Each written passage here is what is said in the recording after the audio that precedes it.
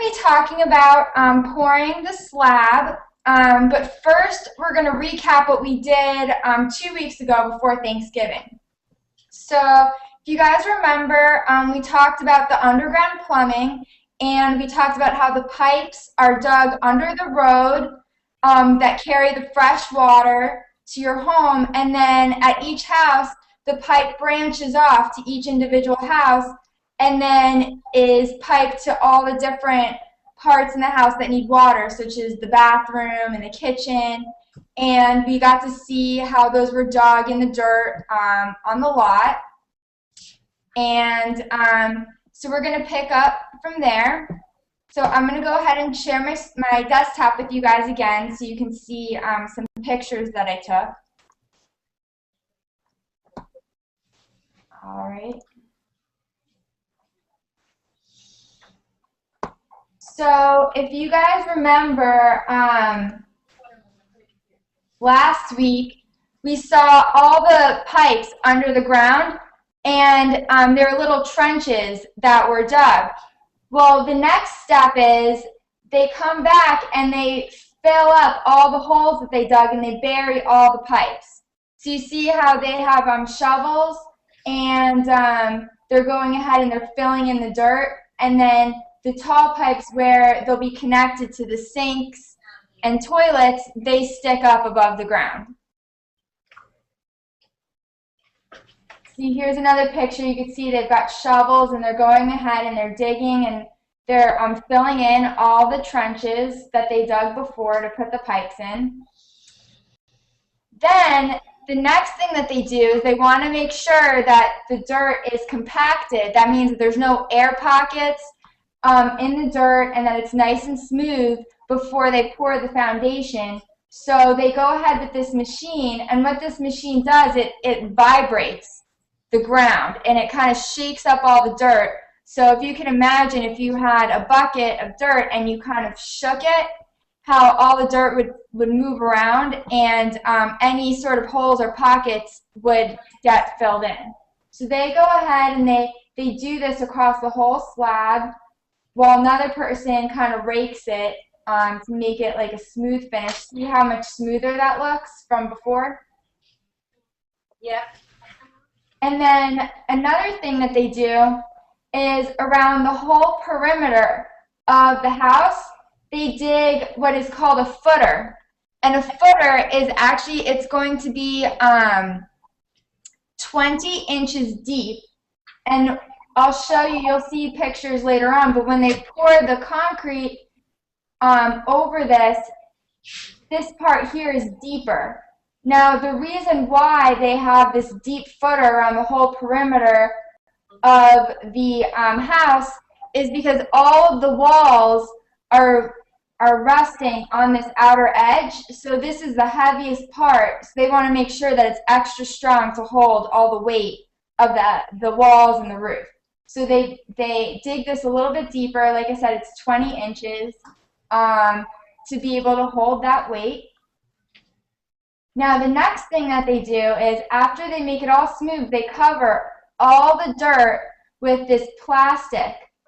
Now, can anyone tell me why they think they cover the dirt with plastic? Who thinks? Blake? Do you hear us, Lori? Yeah. Okay, go ahead. Nice and loud, Blake. So you wouldn't see the dirt, and it would be nice. You can put stuff on top of it. Did you hear her? Can you repeat that? Loud voice. So you won't see the dirt, and you can put grass on top of it. Well, that's one idea, but the reason why they put this plastic, what is actually going to go here is not going to be grass. The grass is actually going to be on this side of the house. This is where your floor is going to be. So you're going to have carpet and wood and tile. So the reason why they put plastic here is because after they pour the slab, which I'm going to be showing you in a couple minutes, they don't want moisture from under the ground, like if it rains and it seeps under the ground, to come up through the concrete and make your floors wet. So this is actually called a vapor barrier, moisture barrier, to prevent the moisture from the dirt from seeping into your floors. So they put that on. So that's underneath every house. Yeah. Okay. And it's like a plastic. So you guys know plastic, water can't really go through it. Now the next thing that they do is I told you, do you guys remember what this is called? This is called a footer. It's that deep part around the edge of the house. Remember we saw them digging it out? Well, in this footer, they put metal called rebar, which are these long rods of metal, and that makes it extra strong. So not only is there more concrete because it's deeper, they also add metal here to add extra strength so that way it could support the walls and the roof. And here you can see kind of like most of the house being covered with the plastic. And you can see the metal rebar here along the footer, along the edge. And you can see the pipes that were, remember they're dug underneath here, how they stub up out so that way after when the house is being built, you can access the water under the ground. Loree, that's the same house we saw last week, correct? Yeah, yes it is. So that's the same thing. Remember we saw last week with the dirt? Now look and see. They have the poles up. Or where the poles are where the shower is going to be? Yeah, you can see there's showers, toilets, sinks. Let me see if I can pull up a picture of that we saw last week so you guys can compare it. You see, this is what it looked like last week. See, there's all these holes and all the pipes were under the ground being dug. You guys remember last week? Yep. Okay. So now here we are. Looks a lot neater this week. Yeah. And, okay, so we've got the plastic on. We've got the metal rebar in the footers, which are the deep perimeters. Loree, does the plastic have to have some kind of code, like would it catch on fire, or what type, do you have to have a certain type of plastic? Yeah, it's a special type of water-resistant plastic. I'm not sure how it relates to the fire code, but I'm sure that is taken into consideration. It's a special type of plastic that's meant to go underneath the concrete, in between the dirt and the concrete. Great. And okay, so this whole process where they shovel in the dirt, smooth out the dirt, and then cover it with plastic, and then they put in the metal rebars. This whole process is called the slab prep. They are preparing for the slab to be poured. Now the next step is that the slab actually gets poured. So have you guys seen these trucks before? Yeah. Do you know what's inside of this truck? It's concrete, right? Yeah. All right, now what is concrete? Concrete is actually a mixture of a bunch of different things. So it includes. Hands up here, Loree. So Tyler, do you know what concrete is? What is it? Like when you put it somewhere, it dries up and it makes it harder. Okay, so the reason to put concrete is because you want the surface to be hard, right? Yeah. Yeah, it starts out wet, and I'm going to show you, you'll see better pictures of it, but it's a mixture of cement, gravel, water, and sand. So you've got cement. Gravel's like rocks, right? That cement, gravel, water, and sand, and a couple of other things, and they mix it all together. And this truck, actually, you can't see it because it's a picture, but this part of the truck right here is continually spinning. So it's spinning in circles to keep it from mixing and to keep it from getting hard. So this. So Loree, if the truck wasn't moving, whatever's in it would turn to solid. Yeah. So this keeps it all mixing together, and depending on what you're building, the concrete mix is going to be different. So if you're building a bridge or you're building a tower, a very tall, 20-story building, the concrete's going to be different than when you're building a house. So depending what you're building, the mixture is going to be slightly different because it has to make sure it's strong enough to support whatever is going on top of it, or, you know, the conditions. If it's a bridge, it might be in water, or, you know. So they come up with the mix that's right for what you want to do. But in general, it's a combination of the cement, water, sand, and inside of this truck, it holds 10 cubic yards. Now, do you guys know why it's measured in cubic yards? I don't know. Because it's a volume. Think about it, it's a liquid, so that's why it's measured in cubic versus squared. I'm not sure if you guys went over those types of measurements yet, but it's 10 cubic yards in a truck, and it takes 5 trucks to pour the slab of the whole house, okay? So you can see here, you can see it's coming out, it's like a mud almost, and they pour it, it comes from this container, and they have like a slide, and it comes pouring out of the slide over the plastic that you saw. Loree, do you know how long the mixture could stay in there? Do you have to redo it? Yeah, well, after the truck is emptied, I'll show you a picture. The truck driver has a hose, and he hoses it off to make sure it doesn't harden. But it takes about 5 hours for the concrete to get hard. And the time varies depending on the temperature. So in the summer, it dries faster than it does in the winter. Okay. So you can see here it's getting poured out, and the guys, what they do is they have these tools, and they're kind of like brooms, and they push the concrete from where this slide is over so it covers the whole house. So they push it around. You can see here's another truck in the back of the house. Does one truck do the whole house? No, it takes 5 different trucks. Oh, I'm sorry, I wasn't listening. As Jada did tell me, 5 trucks.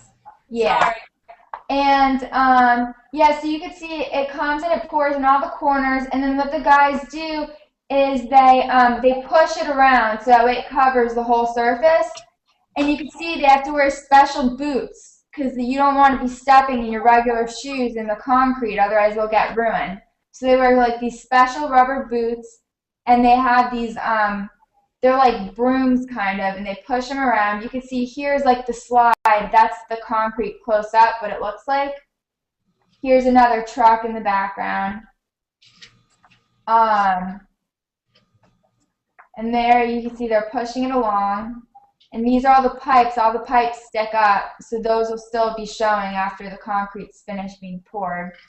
They don't put anything, what happens if something gets in a pipe? Does that ever happen? Well, all the pipes are covered, so they don't have lids on them. That's good, right? And yeah, because you don't want it to be closed off by the concrete. Now, after the concrete, you can see here, it's kind of like a grainy texture. When it's finished, you want this to be smooth.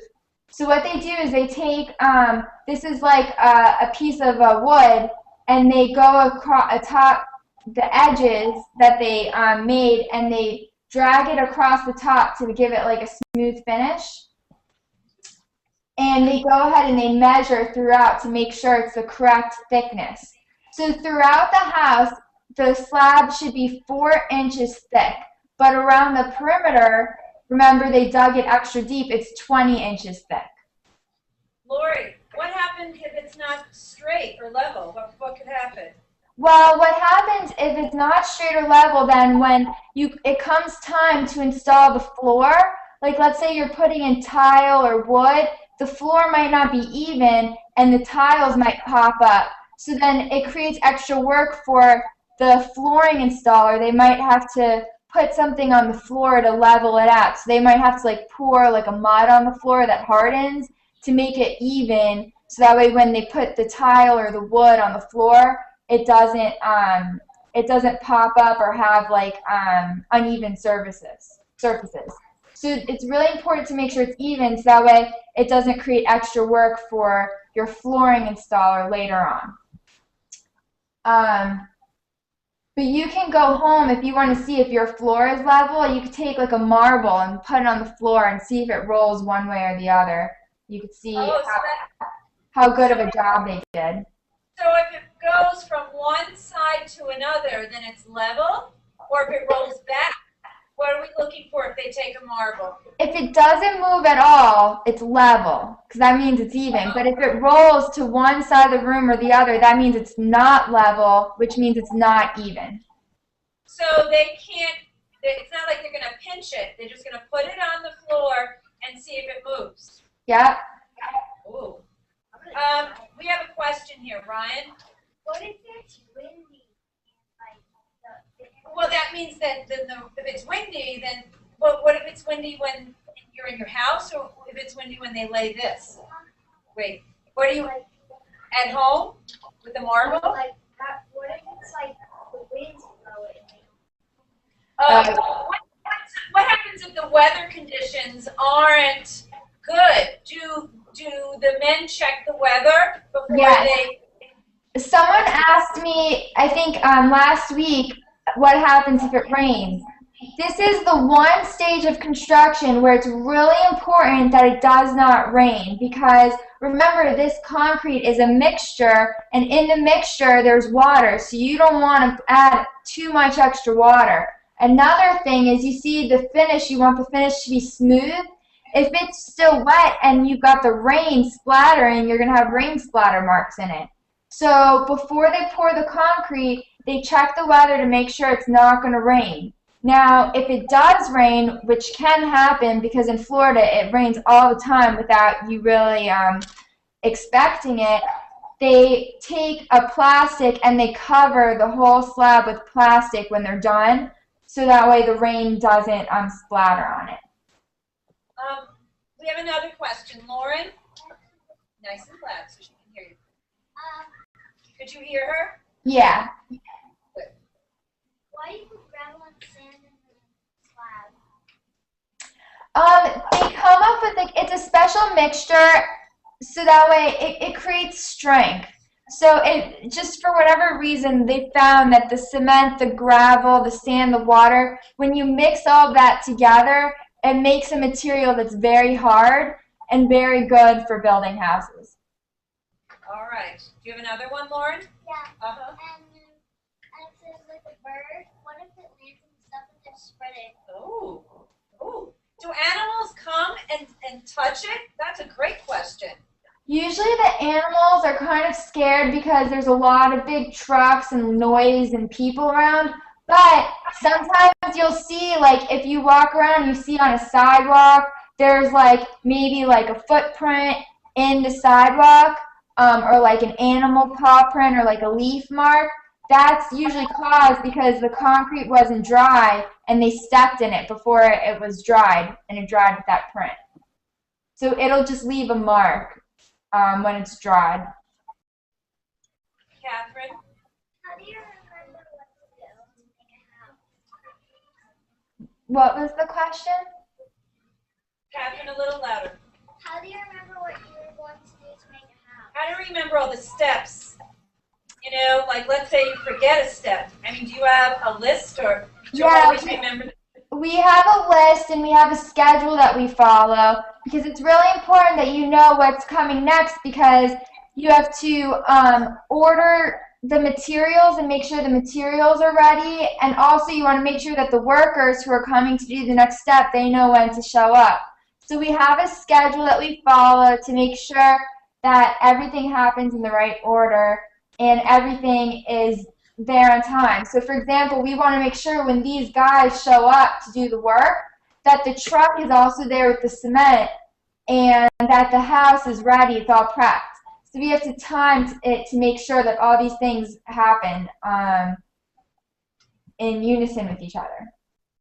Loree, we have a lot of questions. Should I tell them to wait until you're done with your Yeah, I've got a couple more pictures to go through, and then we could finish up the questions. Okay, so here is you could see the footer that they dug before that was 20 inches deep.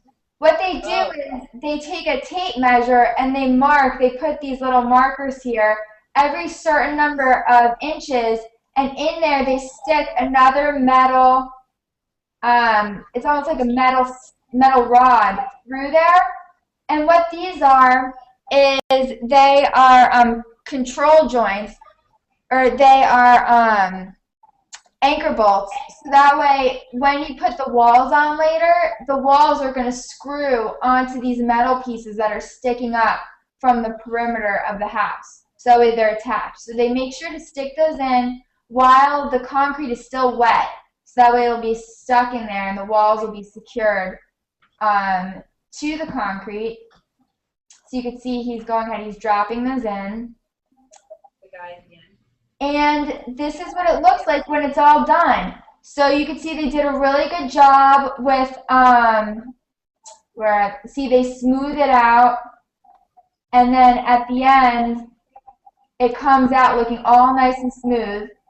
And and you can see the little metal bars sticking out along the edge.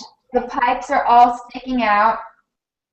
And they also removed those form boards that were around the perimeter to keep its shape. So after it's dry, they don't need those wooden boards anymore. So they take those away. And now you've got this block of concrete that's dug into the ground. You've got the pipes sticking through it so you can access all your drinking waters.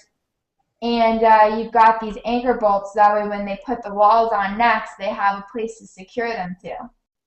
Now this is the garage. Yes? No, I was just going to say, so that's all those guys do. Then somebody else comes, right, and does the next A different person comes and they're going to put the walls up. Oh. Now this is the garage. Now see how the garage kind of steps down a little bit? And this right here is a shower. And this shower steps down a bit too. The reason why these step down is because you don't want the water to flow onto the floor. So the shower is always recessed. So that way when you shower, the water doesn't leak out of the shower onto your floor. So they make sure that's stepped in. And the garage also, like let's say you have a hose, you want to hose out your garage, you don't want the water getting into the house. So the garage is stepped down a bit too. And then another thing that they do is these are called control joints. And they score these lines in the concrete in the garage. Now the reason why they do this is because the garage, this is the finished floor. When you drive your car in, this is what you're actually going to drive your car on. In the house, you're going to have like carpet or tile to hide it. So they put these joints in because concrete, by the nature of the material, cracks after it dries. It expands and contracts, and it creates these little hairline cracks. So they make these lines, that way the cracks, when they happen in these lines, and the floor stays looking as smooth as possible because you actually see it every day when you drive your cars in there. Yeah, and that is the concrete slab. It looks completely different. This is it all dried up. What is that? Oh, okay. This is, you can see as it dries, it becomes a lighter color. See, it's a little bit darker here. This is like a couple days later. It's, yeah, so now if you guys have more questions about the slab, go for it. Skylar, nice to see how loud I have to be. Okay, put your hands down, and then when Skylar's done, we'll. Okay, go ahead, nice and loud. Why do they smooth the dirt? The concrete. They move the concrete because when it comes out of the truck, think about it, it's like a big heavy mud, and it comes down that slide from the truck. They need to move it so that way it covers the whole surface of the house. Because the truck can't actually drive to every little part of the house, so they have to push it into like all the corners. So that way it's an even 4 inches across the whole entire house. She wants to know why it has to be smooth. Why can't it be bumpy? You want it to be smooth because just like how you want it to be even, you're going to be putting floor on top of it. So when you put your tile or your wood on top of it, you want it to be nice and smooth so it's easy for you to lay those down pieces of wood or the tile. And in the garage, you want it to be nice and smooth because you're going to be walking on it, you're going to be driving on it. You want it to look nice and smooth. Do you have another question, Skylar? Are you building this house that you're building right now around other houses? Yeah, it's actually you can see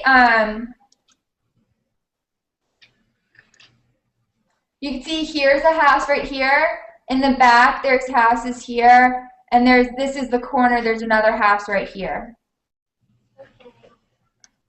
Okay. Jada, go ahead. Nice and loud. If footprints get in the concrete, do you do anything about it? It depends like how bad it is. But yeah, there is some, like almost like a sander, and you can move it over the concrete, and it'll kind of sand away a little bit of the top layer, make it smoother. So you can fix it that way.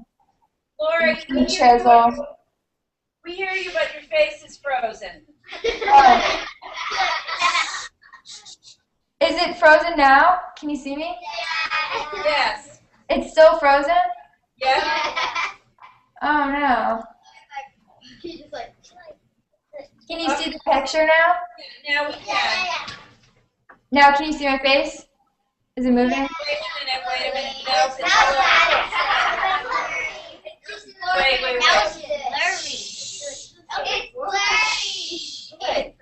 Wait. Do you hear me? Yeah. Okay. Well, I'm not sure why you're still frozen, but we can still answer the questions. Yeah, you can still ask me the questions. I'll put on some of the picture so it's not so awkward. Okay. Jada, do you have another question? Do any workers do different jobs of the steps twice? Oh, so does a worker maybe have two different jobs building the same house? That's good.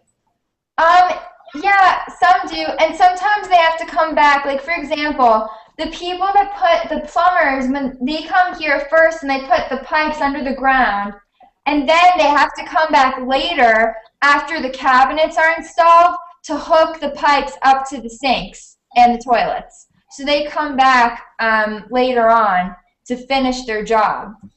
And so yeah, you'll find instances like that where they have to come back a couple different times to depending on the stage of the house. All right, Nicole.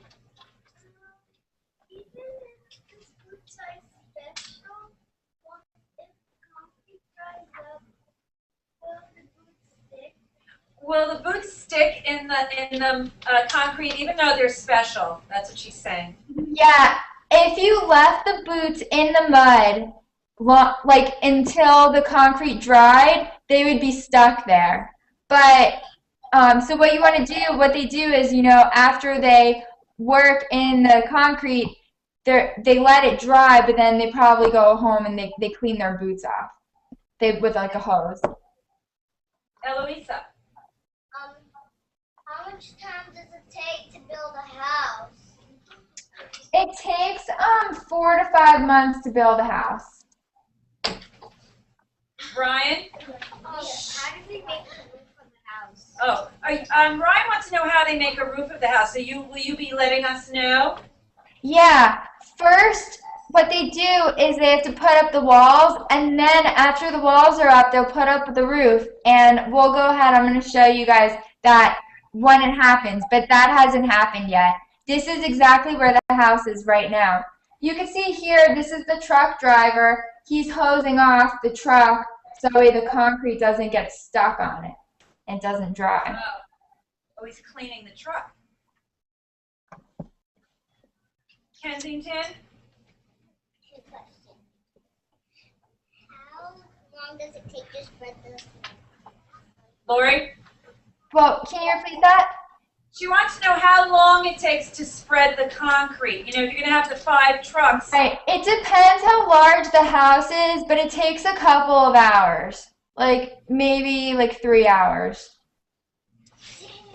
Because Kaden? not only do they have to spread it around, they also have to make it smooth. So they have to go back over it. Remember you saw with like the piece of wood, and they have to make it smooth. So it takes a while to make it look really good. So that way when it's done, it looks like this. Kensington? How much land does it take usually to build a house? How much land? What is the size of the plot of land to build that house? It varies. Like you could build a house on a bunch of, many different sizes. But this particular house, the size of this lot is 50 feet wide by 130 feet deep. Wow. No, I'm sorry, it's 60 feet wide by 130 feet deep. And that house is going to be how many bedrooms? This one, it's a 4-bedroom plus a bonus room. So there's 4 bedrooms and then there's 1 like playroom. And then you've got your kitchen, your dining room, your living room. So it's a pretty nice sized house. It looks small though because you don't see the walls. But yeah, it does look small, and then as it gets built, it starts to look bigger and bigger. Kaden, The houses around it, you build them? did you build the houses around that one? Yep, we built all the houses around it. Now, yep. Could you show, the community again so that they can see where this house is, and then see all the houses? Let me find a good picture.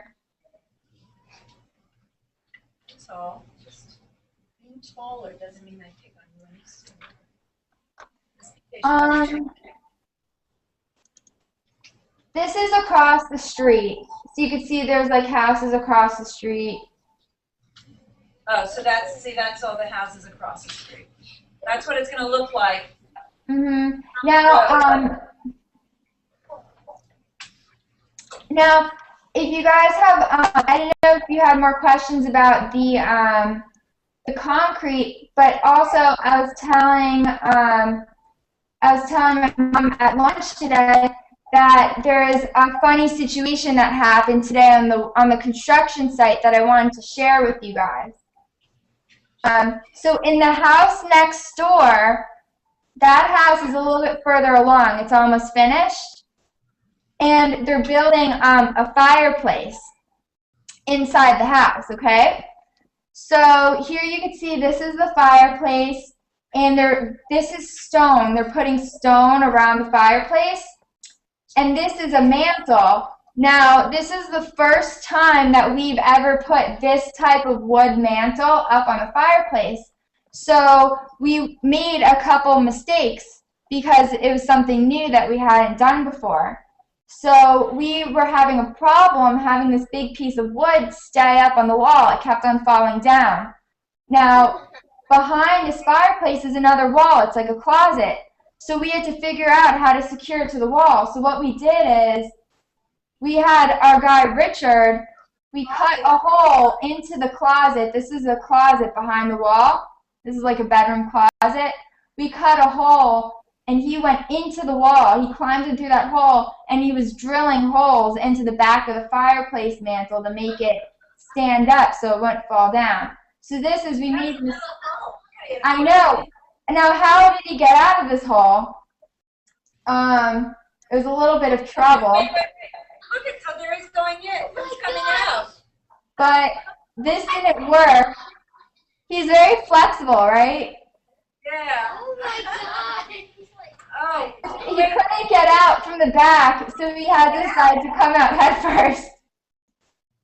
And it took a little bit of people to help him get out, but he did it. Wait, is that Alex? There's Alex. Yeah. That's Alex. Okay. So this is Alex. Okay, wait. This is Alex. Oh, look. Oh, they had to carry him. Oh, that's him? Oh. Okay. So they got him out of the hole, but you could see we made this. when you make a mistake, we had to cut. Now they'll have to, the people who put the drywall in, they'll have to come and repair the hole. They'll have to repaint that area. But in the end, they got it to stand up, and now the mantle's on, and they're going to finish. The next house, are you going to do it that way, or are you going to? No, we figured out next time how to do it better, so we don't have that problem. We're going to put a piece of plywood on here first, while the walls are being installed, and then after the stone's on, we could drill the fireplace directly onto the wall because it'll have support.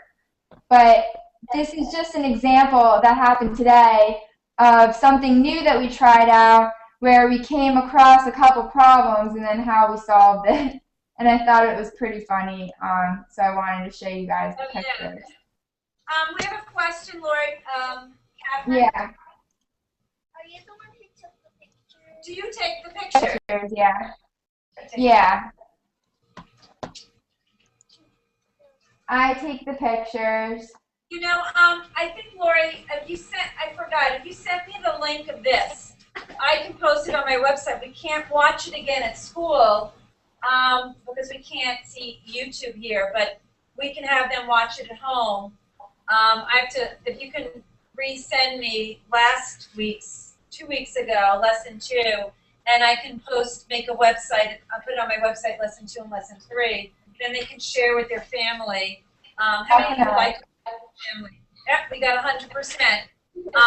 Share with your family, and they can explain, and that would be fun for you to explain the man in the wall. And you can see that's my shadow taking the picture. Oh, yeah, right here. So that's Loree. Okay. Lauren.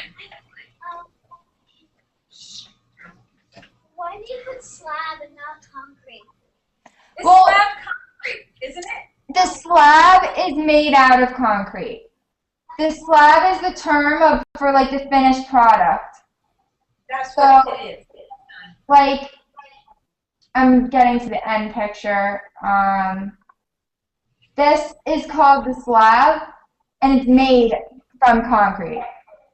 Okay, got it. You have another question? What if you're building a 2-story house and Ooh, how do you make the floor? great question. And stairs? Shh. How do you make the stairs for a 2-story house? That was the question? Yeah, like if you're doing a slab here, how do you make the slab for the second floor? And the stairs leading. That is a very good question. It's actually, the second floor is not made of concrete. It's made of like wood.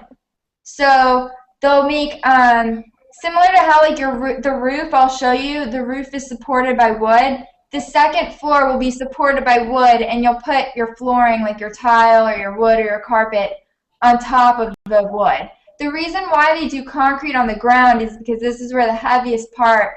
This is where all the weight is. All the weight is being carried by the ground. So they make it on the bottom, so that way everything is attached to the strongest part.